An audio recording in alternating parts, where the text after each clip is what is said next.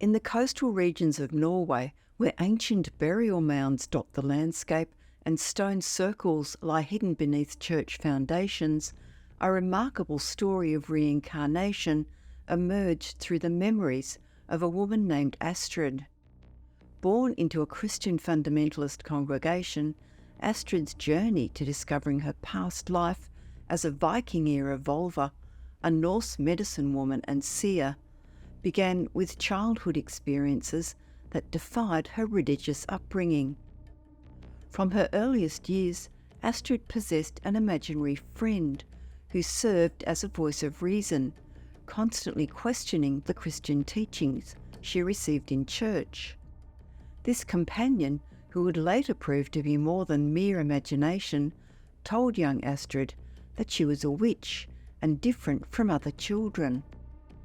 Even as a child, Astrid discovered she could travel into imaginary worlds, what she now suspects was astral projection, though she dismissed these experiences when she started school around age 6, telling her friend he wasn't real and needed to disappear. Astrid's paranormal abilities manifested early. Throughout her life, she experienced an uncanny awareness whenever someone close to her died, often waking in the middle of the night with the certain knowledge of their passing. These psychic experiences would intensify dramatically following a life-changing event in her adult years. In 2008, Astrid and her boyfriend moved to the Salten district of Norway, where she began practicing yoga and meditation, following an Indian regimen. The following year, in 2009, they relocated to another area in Latvia with a view of the sea. It was here that Astrid began experiencing intense déjà vu episodes, sometimes lasting for hours, occurring almost daily for years. She felt an overwhelming sense of being exactly where she was meant to be, initially attributing these feelings to her yoga practice. Everything changed in July 2012 when Astrid gave birth to her first child. During delivery, a catastrophic medical emergency occurred. The placenta had grown into her uterus, and when an overstressed midwife attempted to remove it by force, it ruptured. Astrid began hemorrhaging so severely that her boyfriend described it as turning on a faucet. She was rushed to surgery, where she experienced a profound near-death experience. During her NDE, Astrid found herself in Valhalla, which she learned meant Hall of Choices in Old Norse. There, she reunited with her childhood imaginary friend and other beings who revealed that she had already completed her life's original mission. She was given a choice: return to her body or move on to her next life. Initially feeling no attachment to her current life, Astrid changed her mind when shown how her newborn daughter's life would unfold without her. She chose to return, awakening with an overwhelming sense that everything is exactly as it should be, and that despite pain and suffering in the world, it all serves a purpose. Astrid's recovery was remarkably swift, so rapid that medical staff had never seen anyone heal so quickly from such major surgery. She was released in less than a week, surprising doctors who expected at least a 7-day stay. But more significant than her physical healing were the spiritual changes that followed. 6 weeks after her NDE, while walking her daughter in a stroller in Salten, with its familiar ocean view, Astrid experienced her first vivid past life vision. She found herself in an oval house held by 2 men while watching another man slowly murder her 2 children and husband before her eyes. A deliberate act designed to inflict maximum suffering. The grief overwhelmed her, causing relationship strain with her boyfriend, who struggled to understand or believe her experience. Later memories revealed the moments before this tragedy. Astrid recalled being on a hillside with the same ocean view, the air filled with the scent of sun-warmed rocks, grass and blackberries. She was picking berries with her children, a baby strapped to her back and a toddler helping gather fruit. Her young son suddenly pointed to ships in the distance, asking, "Why do they have red sails?" The colour triggered immediate panic in Astrid, who recognised these as enemy vessels. She ordered her son to run home and warn everyone while she secured her baby and followed. In that life, Astrid had been a Volva, a wand-bearing shaman and medicine woman. Her teacher had warned that having children would make her spiritual duties much harder, advice Astrid had ignored. Now, with raiders approaching, she faced an agonising choice between protecting her children and completing a crucial ritual at one of the stone structures scattered throughout the area. These stone fences, which Astrid initially assumed were property markers from the 17th or 18th centuries, were actually far older, some possibly standing since her previous lifetime. The memories revealed that Astrid had an older daughter who survived the attack. She had been away hunting with the men when the raiders came. After death, Astrid's spirit remained with this daughter as she hid alone and terrified in the forest, aware of her mother's presence but unable to communicate directly. When Astrid's present-day daughter turned 2 and began kindergarten at a place called Orlandet, meaning otter spit, they would daily pass a church near the kindergarten. This triggered an extraordinary series of dreams that continued nightly for 6 weeks, becoming so vivid they felt more real than waking life. In these dreams, Astrid found herself at a massive Viking Age gathering, the last time all the peoples of the north would come together. She and her sister wandered through a camp filled with visitors from distant lands. Atop a nearby hill stood an enormous stone circle located just metres from where the church now stands. Orlandet, she learnt from a historian, had been the cultural centre for all of South Norway. The dreams revealed a profound ritual. Young women dressed in white, including Astrid, entered the stone circle where Volvas, predominantly female shamans, waited. As drums beat and torches blazed around the circle's perimeter, the women danced until achieving trance states. In this collective out-of-body experience, Astrid saw how these standing stones were perceived by the group to amplify mystical capabilities, creating a vortex of power that centred on an elderly woman seated in the circle's heart, the same teacher who had trained Astrid as a Volva. This wise woman showed them a terrifying vision. From the south, a black smoke was spreading across the land, devouring everything in its path. She revealed this darkness would destroy their culture and way of life, but warned they must not tell others they would lose. If people knew defeat was certain, they wouldn't fight. She explained that humanity, still immature like a child, needed to experience this darkness collectively to grow, though it would take thousands of years to emerge from it. The young Volvas were told they would be among the last of their kind, tasked with preserving their knowledge through rituals designed to help them remember in future lives. The gathering also featured a midsummer fertility ritual. Young men dressed in bearskins danced around a blazing fire in a test of endurance, with the winner gaining first chance to chase the Volva initiates into the forest for a night of ritual mating.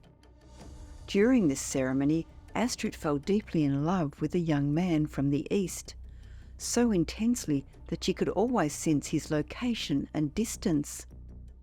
Their union produced a daughter conceived during this sacred ritual, designed to become a Volva herself. This was the same daughter who later survived the raid, and whom Astrid believes is her youngest child in her current life. A girl notably fearful of being alone, especially in darkness. After separating from her boyfriend, Astrid eventually moved to a special location where more memories surfaced. The property belonged to a historian whose family had owned the land for at least 500 years, though he suspected closer to 1,000. This area, one of the first populated regions in Norway after the last ice age, contained numerous burial mounds and archaeological treasures, including a 9,000-year-old stone axe found in the garden where Astrid now lived. When Astrid finally shared her memories with her historian landlord, his reaction was profound. Standing open-mouthed, he confirmed she had described things she couldn't possibly have known, details he himself had discovered. She correctly identified the location of an unexcavated Viking Age farm, accurately placed events on terrain only specialists would recognise as significant, and described the ancient paths Vikings would have used. The stone circle she remembered at Orlandet likely existed, he confirmed, as it would be strange for such a major cultural centre to lack one. Indeed, one stone remains, now standing inside the church over 2 metres high, later inscribed with Christian runes. When Astrid touched it, she heard drums and smelled smoke, recognising it as part of her remembered circle. The historian also validated Astrid's understanding of religious history. Christianity's advance into Norway was far more complex than commonly taught. Charlemagne's brutal northern campaign included the massacre of 4,000 Saxons after forced baptism, which had enraged the north. The Vikings' first recorded raid at Lindisfarne in England wasn't random violence, but strategic warfare in a centuries-long religious conflict. Even King Olav the Holy, credited with Christianising Norway and who died as a martyr, was likely Christian in name only. The sagas record someone challenging him about claiming to be a reincarnation of Olaf externals. Astrid's memories revealed the Norse peoples before Christianity were remarkably peaceful, becoming violent only after generations of sending young men to war. The old practices survived far longer than official history suggests.